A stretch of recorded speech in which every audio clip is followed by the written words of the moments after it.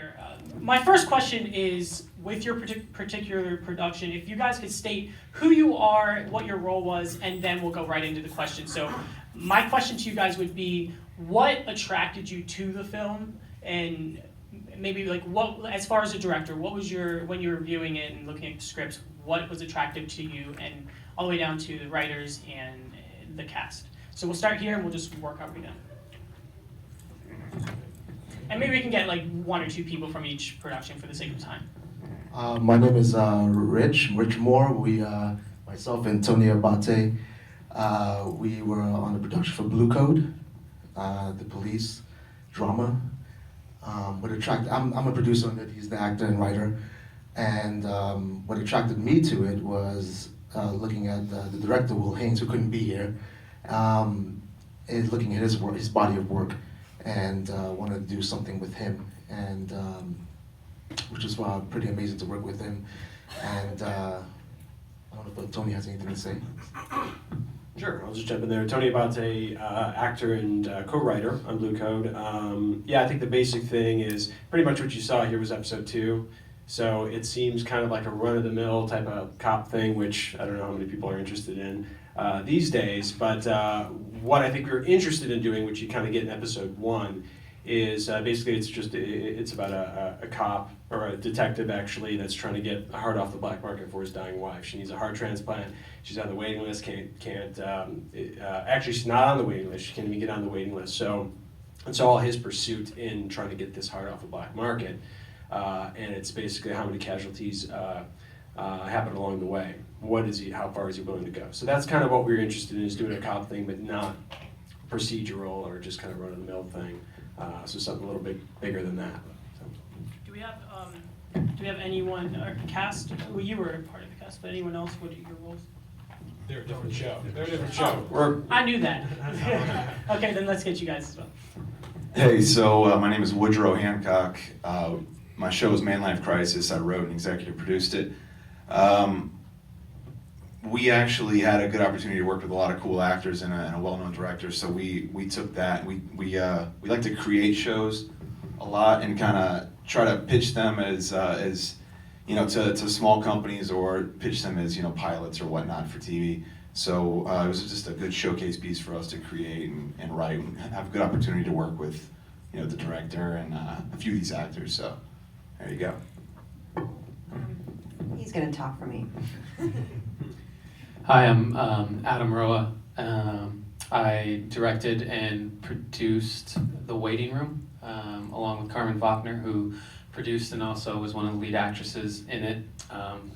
And for us, it was really about, you know, starting to do our own work. You know, we were primarily, I'm an actor, and we were kind of tired of waiting around for that phone to ring. So we decided to get into the game and kind of make our own rules, and wanted to produce something that was within our capabilities. And so The Waiting Room is one of those things where it kind of asks the question about what happens after you die, and what's important in life and that sort of thing. So it drew us in. We have more time. So you guys here. I'm Dylan, and I play myself, Dylan, in 240 Reviews, which is our show. Yeah, we both basically write it and act in it and produce it and edit it and basically all that stuff.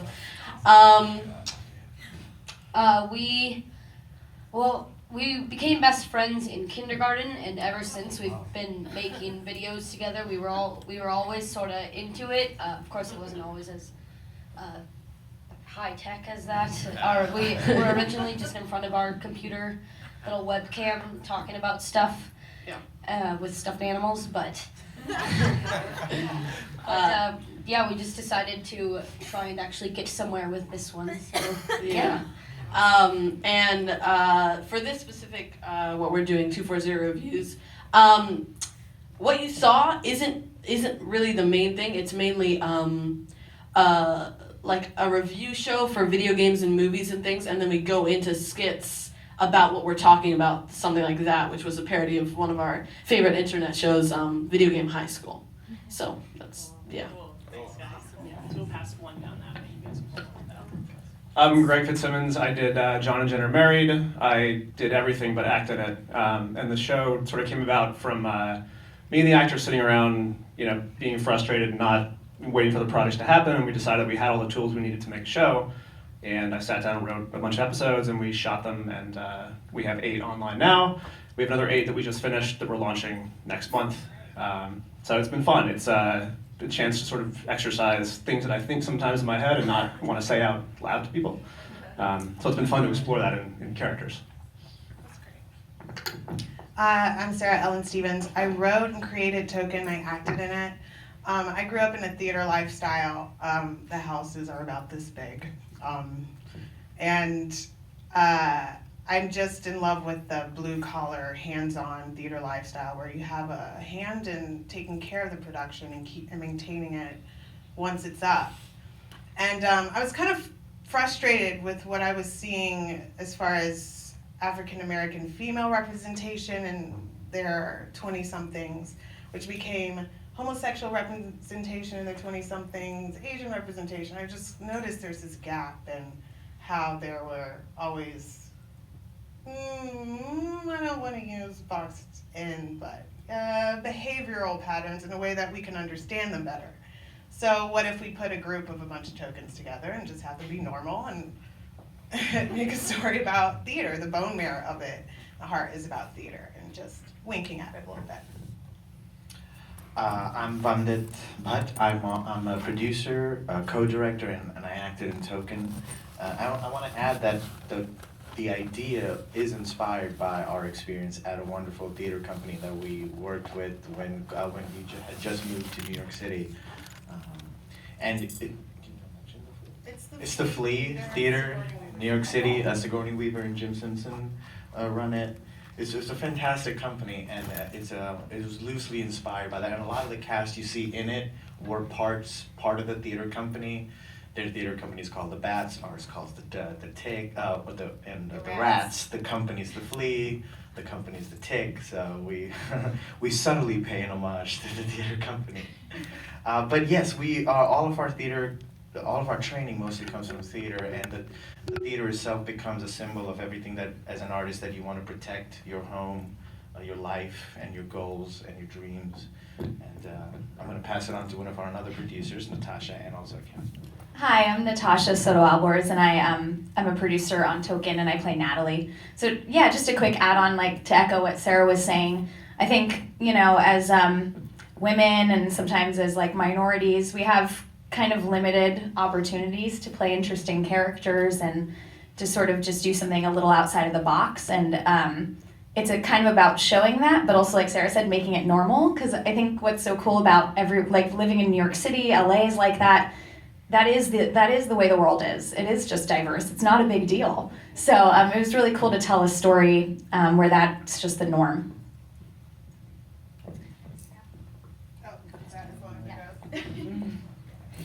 My name is Garine Cholakian, and I'm the director and producer of Subway Stories. That's the documentary about the street musicians. Thank you. Actually, and I just wanted to say before I start, I'm so honored to be on this panel because I've never seen so much good work in my whole life. You guys are amazing.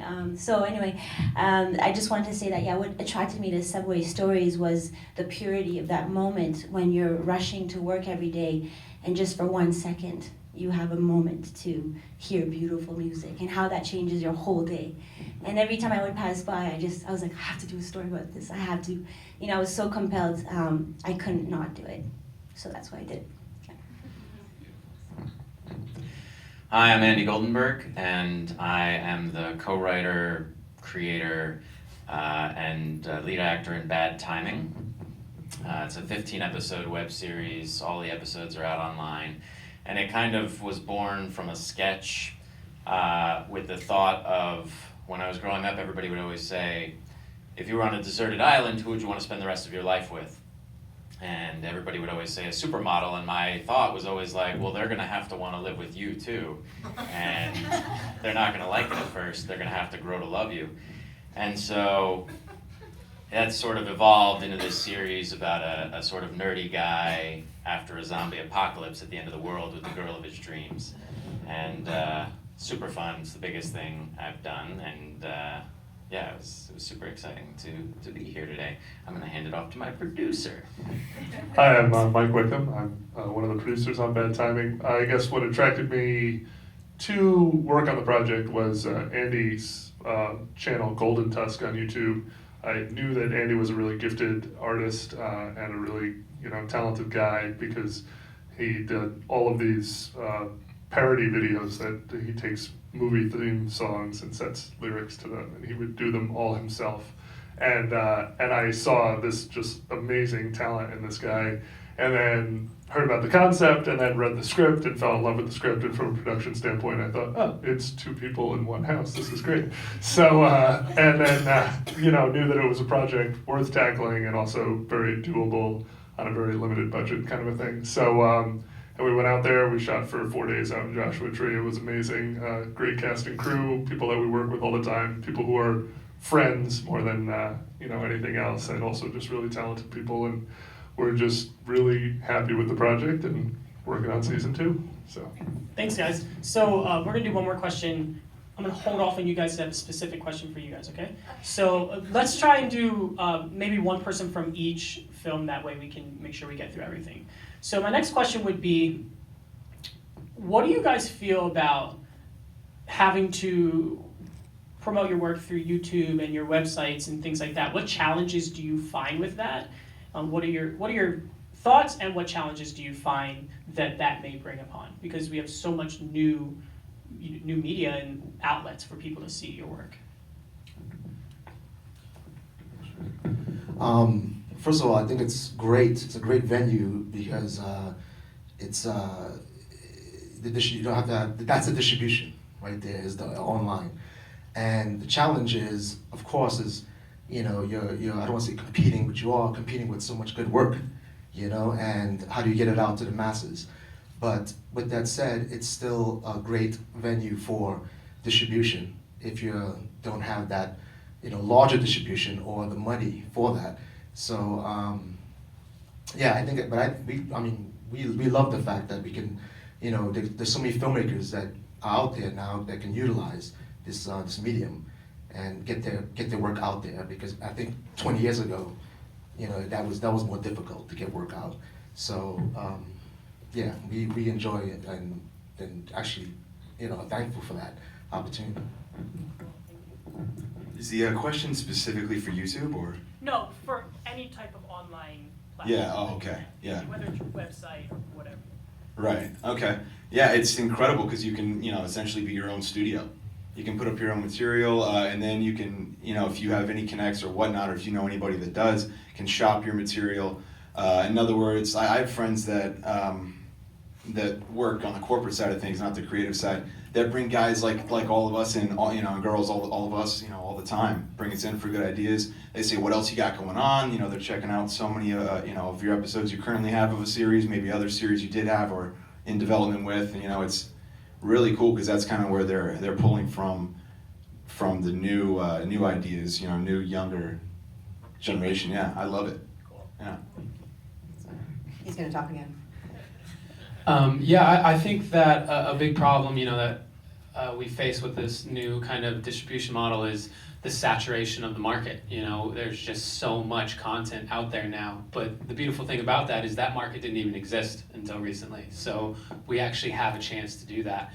And as far as like for us, it's still our belief that, the cream will rise to the top kind of thing. It's if you can make quality work, people will find it, because no matter how much is out there, people still want to watch quality film. And so I think that's the goal of Streamonger Productions and everyone here, is just to continue to make as eclectic of material as possible, and also just make it quality, which wasn't possible until recently with the price of cameras coming down and you can edit it yourself and do all this. I mean, these kids, I couldn't even imagine that when I was their age. So yeah. I think for me, one of the biggest challenges has been sort of managing expectations, because you see, someone like Louis C.K. who goes out and sells a show to FX and makes it on his own, and it's easy, it just happens and people do that. But that's not the case. Like, we're all trying to do that same thing, and it's about sort of getting eyeballs and building sort of a core fan base. So for me, I found, really engaging sort of one-on-one and building a small community online and getting people really passionate about your work, and it sort of grows every episode you release. It's, starts at 2 people and it goes to 10 people and, 100 people, and slowly it sort of starts to build. And you want those sort of, I guess at the grassroots level, like building an audience one at a time, instead of expecting, 1 million people to just show up and all of a sudden be excited about your work. So it's a constant challenge, and we're all, trying to keep pushing it. I think one of the trickiest kind of the challenges of this kind of wild, wild west of new media is kind of finding your groove, what you want to watch, because it's so accessible. And I feel like if you're creative enough to kind of navigate your way and to get your story out there to exactly the right people you want to watch it, then it's a success, but it's not defined yet. So that's why it's so fun, it's so interesting. It's because we're still kind of frontiersmen of how this is going to work. So that's exciting. For me, my path is a little bit different in that I was a journalist first, and then I went into new media and became a managing editor of many big sites in Canada. And I got to see on the back end how it all operates with SEO. And one thing I really, really liked is the fact that you can have a niche audience around something that you're really passionate about. New media is the place of passion points, and for a long time with traditional media, it was, we had magazines for niche interests. So I think it's a very, very exciting time for content. I think it's probably the best time ever. And I especially love the fact that we don't have the red tape that you would normally find with other forms of media. So if you have a great story, you can just do it. And hope that some IT guys will help you on the back end, but I don't think it's not as difficult as I thought it would be. So yeah. I would just agree with Gregory in that if you're gonna try and make your own series or put something out on the internet, you have to be ready for the long haul, and it's not just a celebrity's tweet or somebody's Instagram that's gonna automatically get you hundreds of thousands of views or followers. And if you're not doing the projects that you're really excited about, you're just doing them for money or attention, you're going to burn out super fast. Cool. Okay, so the last question, this is for you guys. You said it best. So you guys grew up in internet and putting yourself out on the internet. What does it feel like to be so young and accomplish as much as you guys have accomplished at your age? Well, maybe you could tell us what your ages are and then answer that question. We are both 13 years old. 13, turning 14 in August.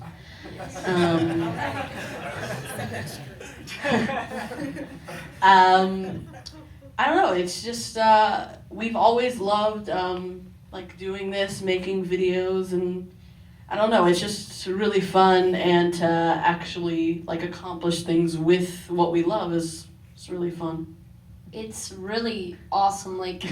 I haven't really fully comprehended it yet. I'm still kind of oh, so now we're doing this. Oh wait, we're doing that. Whoa, it's weird, but it's awesome. It's really cool, and this is what I want to do when I grow up. Is I want to be in the film industry, and I'm glad that I'm getting to start now because it's just so fun. I feel like it's a good experience that I can use later in my life. Thank you. You guys are very, very wise kids. All right, well, thank you guys. Thanks for showing your work and coming out today. Thank you guys for supporting them. And stick around, I guess, and watch the rest, something like that. All right.